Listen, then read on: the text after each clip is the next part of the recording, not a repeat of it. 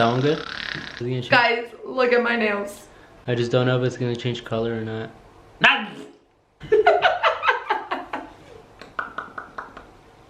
Alright, ready? Are you ready? Yes.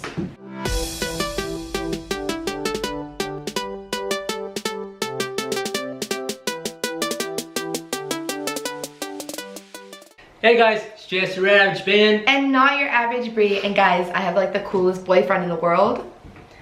This guy is the stuntman for 911 Lone Star episode 7. Season 2. There it is. Father God, we ask that you hear our prayer.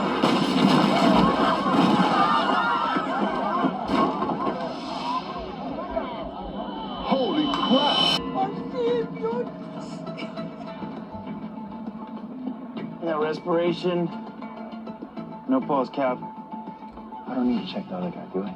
No, I think we're good. You think that the one place the crazy of this world might let you alone be your own casket, but nope. I'll call this into the enemy's office. Hey guys, let's cover him up before the enemy gets here. Can you imagine the stones it would take to stow away under a plane? People get displaced by corruption, hunger, violence. Desperate. Truth. But how do you ever think he was gonna survive this? You'd be surprised. Almost 25% of them do. Hold up. Look at his hand. How does glove slip off like that? Now 1,500-foot fall could have something to do with it? Nah, you don't get scratches like these from a fall. So how do you get him then? I don't know, it almost looks like someone was trying to hang on to him. Someone with the pink fingernail. His loving girlfriend, who just wants the world for him, who just admires him so much and thinks he is so handsome, so attractive, so talented. May I go on? I'll save it for later. But I'm going to be interviewing Ben, the Ben Sanchez. Wait. The real Ben Sanchez. Oh my gosh, the real Ben Sanchez. Yes. On his recent stuntman job on 911 Lone Star. And we're gonna have some little BTS behind the scenes that I took on the day, so it should be good. Yeah, you guys are gonna see it all. So we are going to do this interview as professional as possible. I'm gonna act like I don't know him. What is your name? My name is Ben. And what was the job that you booked, Ben? I booked the day on 911 Lone Star. It aired on March 1st. March 1st, 2021? Yes. This year. Can you tell us about the process? Who was the coordinator and what steps took place leading up to film day? The coordinator was Buddy Love. Very awesome coordinator. It was the first time I was working with him actually. And overall, just an awesome guy. The way I got it, pretty funny story. We were Amazon flexing. Yeah. Amazon flexing. We were up in the mountains in Topanga Canyon. So pretty bad service. And on the way down, I just get this random phone call and I answer. And when I answered, she was on the phone too. And I picked up and then they started talking about 911 and I'm like, shh. He's like, shut up. I started shutting her up. Cause we were in the mountains, so like it kept cutting off, but I needed all the information I was able to get. And that's why I pretty much told her to shut up and hang up her phone call. He didn't tell me to shut up. He just said be quiet. Yeah, be quiet. So she hanged up her phone call. I kept going with the call, and the guy that actually called me was the stunt coordinator's assistant, I guess you could say. Really awesome guy too. He was there on the shoot, and it all went well. What steps took place leading up to the film day? What all did you have to encounter? Did you have any rehearsals? Did you have any COVID tests that you had to go to? Like, tell us about leading up to the day. So another funny story is that the day before my stunt, I actually got another gig photo doubling one of the actors for the show, which took place. So it was pretty much 2 gigs in the same week for the same show. And I think it was 3 COVID tests that took place.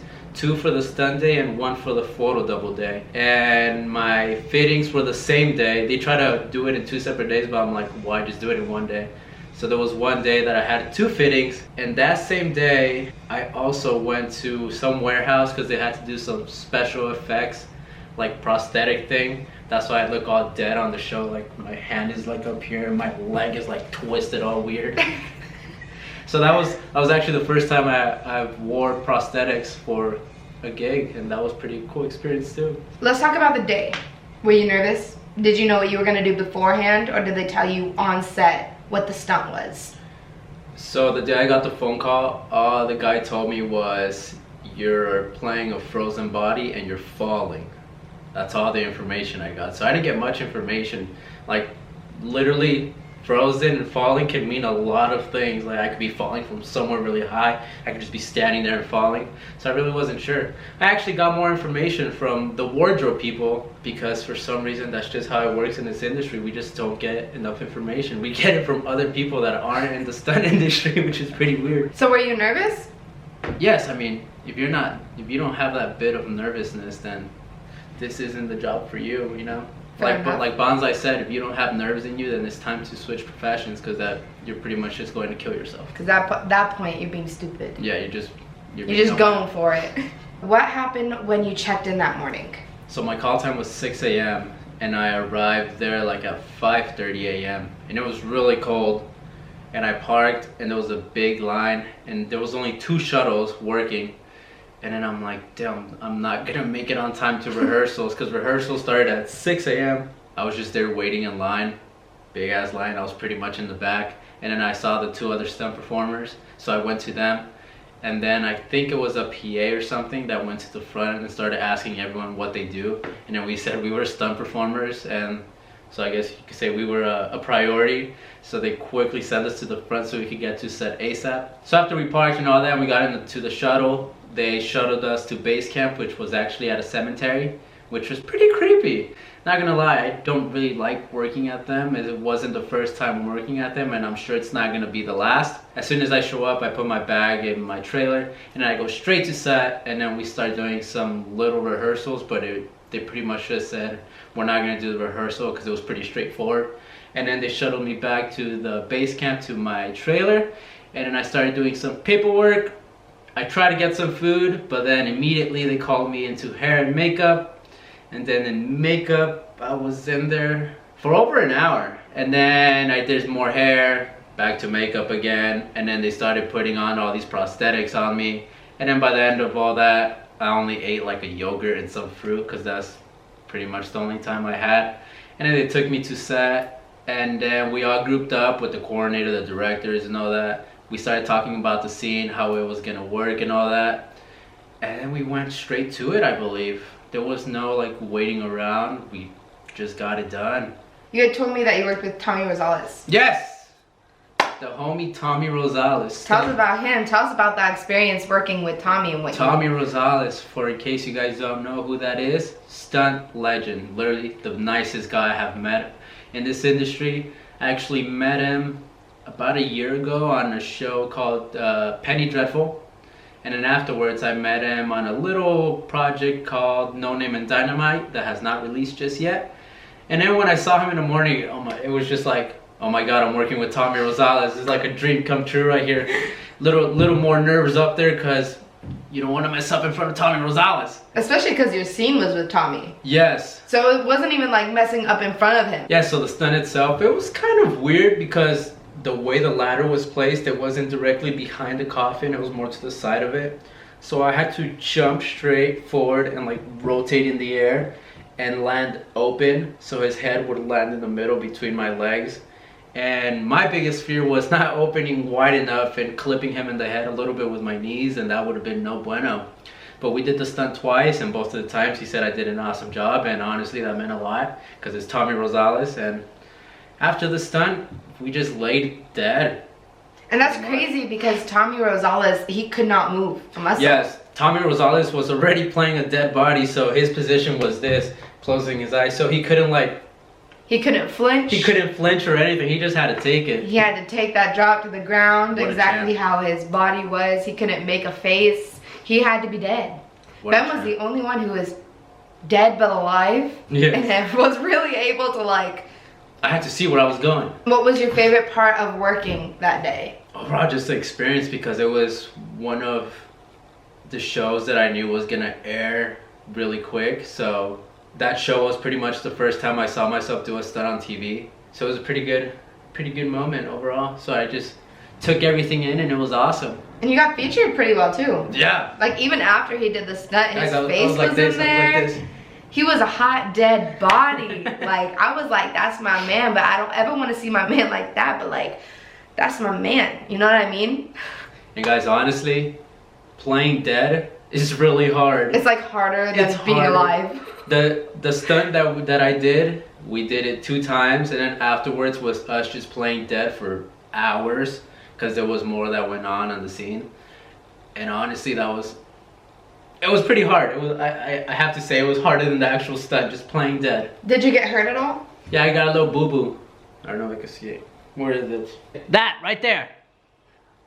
You see that right there, that little scar? What happened? How'd you get that? Honestly, I have no idea. I'm sure it was from the wood, because I pretty much landed on wood. And then after that, I got this cut on the 2nd take.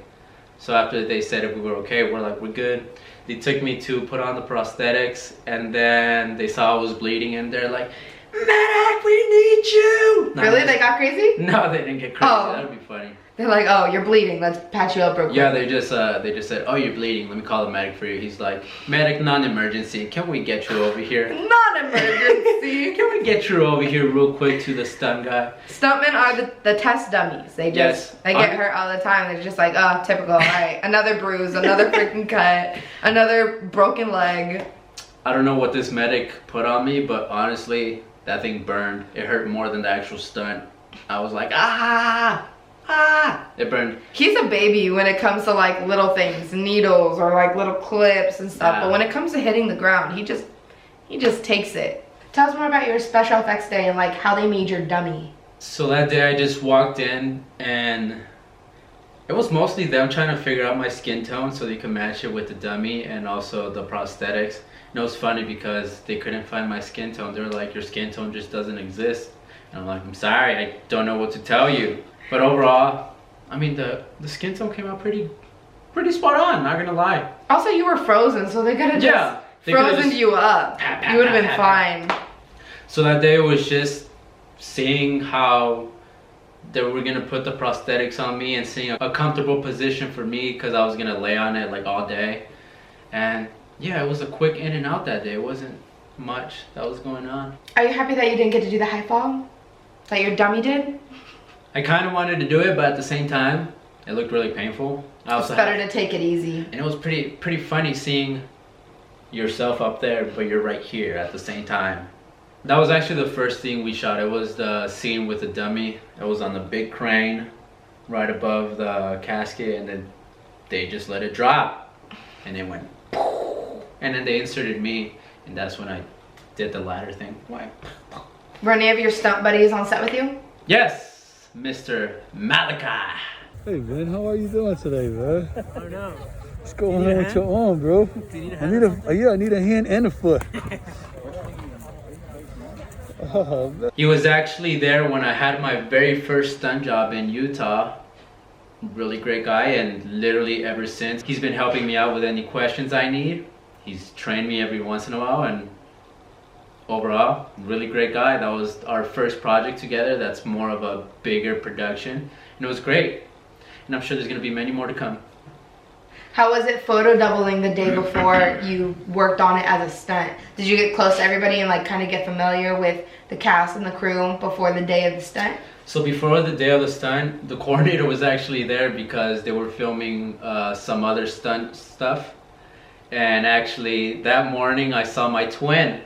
Twin? My twin, Hector. Hector, my twin. It was funny because I was waiting outside the hair trailer right by the heater because it was really cold that morning. And then he comes out with some like crazy ass hair, and he looks at me like, and I look at him not knowing. At first I didn't know it was him because of the hair, but then he talked and I'm like, oh shit, it's twin. I'm like, what's up, twin? Look who I found. Oh shit. I'm digging the hair. Oh, thanks. What's pretty nice? What do you call the new look? Huh? What do you call the new look? Fabian. Fabian? Fabian. Yeah, damn. Nice. In the wind. In the wind? Yeah. And it was a great day. He did his stunt. He killed it out there too. And then, like I said, since there was stunts, the coordinator was there too. So I actually had a head start, and I got to meet the coordinator the day before my stunt. And that day he was giving me a quick rundown of what we were gonna do the day after. And overall, just good day. It was just really cold though. Yeah. It was great, yeah. So if you guys see the episode before that, you guys could see my head. Oh. Yes. Oh. Just a quick glimpse of my head.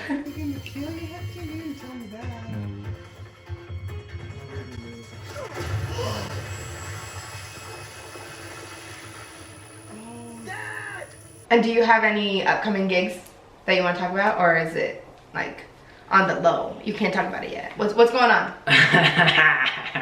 So I actually do have another gig coming up at the end of March that I am not gonna say anything about just yet, but for sure I will film some BTS, and I'm sure we're gonna make another video. Oh, we are definitely going to make another video about this, guys.